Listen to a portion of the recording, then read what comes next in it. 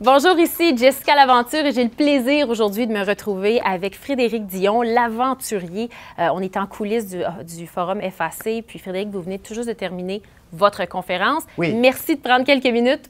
Monsieur Dion, on vous connaît surtout pour avoir traversé l'Antarctique seul, en ski, tiré par un cerf-volant. Combien de fois on vous a demandé pourquoi? Pourquoi? Vous devez l'entendre souvent, celle-là. Je pense que c'est la question que plusieurs personnes se posent secrètement puis qui n'osent pas nécessairement me poser. Tellement de raisons. Pourquoi? Je pourrais répondre parce que les gens qui ont des défis dans la vie sont des gens qui sont plus heureux, plus en santé et qui vivent plus longtemps. Moi, en tant qu'aventurier, de rêver d'aller en Antarctique, hein, c'était un rêve d'aller là, de faire quelque chose dans mon domaine, un domaine qui me passionne, de voir un territoire extraordinaire. De me dépasser, de réaliser le plein potentiel de ce que je suis capable de faire. C'était toutes des raisons qui me poussaient à faire ça. Puis c'est pas le seul défi que vous avez fait. On vous connaît aussi, vous avez traversé des milliers de kilomètres à la nage. Vous avez fait 33 marathons en 7 semaines. Bref, vous avez eu plusieurs défis à votre actif. Pourquoi? Qu'est-ce qui vous pousse à vous surpasser comme ça à chaque fois? Bien, le plaisir, tu sais, c'est toujours des aventures différentes. Hein? Si on regarde mon parcours, il y a eu les marathons, il y a eu la survie, il y a eu le kayak, la montagne. Et pour moi, c'est de toujours revivre les étapes de l'aventure. La compréhension, la recherche sur le projet, le rêve se bâtit. Après ça, il y a l'entraînement.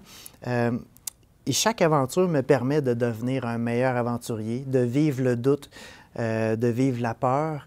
De dealer avec ça, puis de vivre aussi la réussite, parce que le doute donne aussi toute la valeur à la réussite. Donc, c'est vraiment de l'exploration, autant sur le terrain qu'en moi-même. Puis, qu'est-ce que ça vous a apporté, vous, à ce moment-là? Là? Ça, c'est beau tout ça, mais qu'est-ce qui est venu vous chercher? Comment est-ce que ça vous a changé en tant que personne de passer à travers ces défis-là? Ah, c'est difficile à dire. Hein? On ne peut pas revenir et dire « Ah, cette aventure-là m'a donné 5 de confiance en moi-même, 10 ». Bon. Mais je dirais que oui, il y a la confiance, il y a le plaisir de réaliser ça. J'apprends à chaque fois avec la psychologie. Bon, ma femme est psychologue, donc on écrit un livre ensemble. Et là, en écrivant le livre, j'apprends des principes que je peux appliquer, puis je réalise que « Wow! » J'ai réussi à appliquer ce principe-là, cette façon de faire-là, cet outil-là. Et cet outil n'est pas juste utile en aventure, il est utile dans toute ma vie. Donc, avec les aventures, j'apprends à être plus serein dans la vie, plus heureux, plus en santé. Est-ce que c'est pour cette raison-là que vous recommandez aux gens de vivre l'aventure dans une vie? Même si ce n'est pas nécessairement à l'extrême comme vous l'avez fait, mais je sais que vous prônez beaucoup l'importance de surpasser. Pour moi, il y a une spirale ascendante, il y a une spirale descendante. Quelqu'un qui a un projet, qui fait des efforts, qui fait les pas pour ce projet-là, embarque dans une spirale ascendante parce qu'il y a des gens autour de lui qui vont l'encourager, qui vont être inspirés par ce qu'il fait. Puis la même chose, quelqu'un qui n'a pas de projet, qui n'a pas de défi, qu'est-ce qu'il lui reste à faire? Commenter les défis des autres, puis chialer. Qui aime ça se tenir avec des chialeux? Hein? Donc, spirale descendante. Puis donc, moi, j'incite les gens à prendre la spirale ascendante, à oser l'aventure, à passer à l'action, à mettre le doute de côté. Puis j'essaie de leur apprendre, à leur montrer à gérer ce doute-là, parce que c'est probablement le plus grand obstacle à nos réalisations de demain, c'est le doute qu'on a aujourd'hui.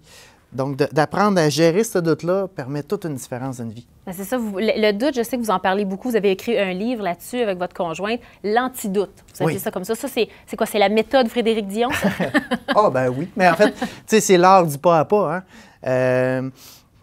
Ça prend des objectifs dans la vie, mais pour les réaliser, il ne faut pas regarder toujours l'objectif. Il faut le diviser en petits objectifs atteignables. Et c'est là qu'on atteint plus de bonheur, plus de plaisir, plus de sérénité. Parce que le bonheur, il n'est pas à l'atteinte de l'objectif. Le bonheur, il est dans chacun des pas qu'on fait pour l'atteindre. Et la vie est comme ça. C'est juste que on oublie ça. On se projette dans le futur. Si quelqu'un court un marathon et qu'il ne fait que penser à son arrivée au dernier kilomètre, mais au 30e puis au 35e kilomètre, ça devient difficile. Ça devient insupportable. Donc, c'est juste de changer notre façon de faire et on tombe dans une zone qui est très confortable, qui est intéressante. Est-ce que c'est comme ça que vous avez réussi à passer au travers, par exemple, le défi dans l'Antarctique? Est-ce que vous avez appliqué ça à la lettre? Traverser l'Antarctique, là, pour un gars, même si j'étais aventurier, mais j'avais zéro expérience polaire, qu'est-ce que le monde m'a dit quand je me suis lancé dans ce projet-là? t'es fou, tu réussiras pas, tu vas mourir. Bon.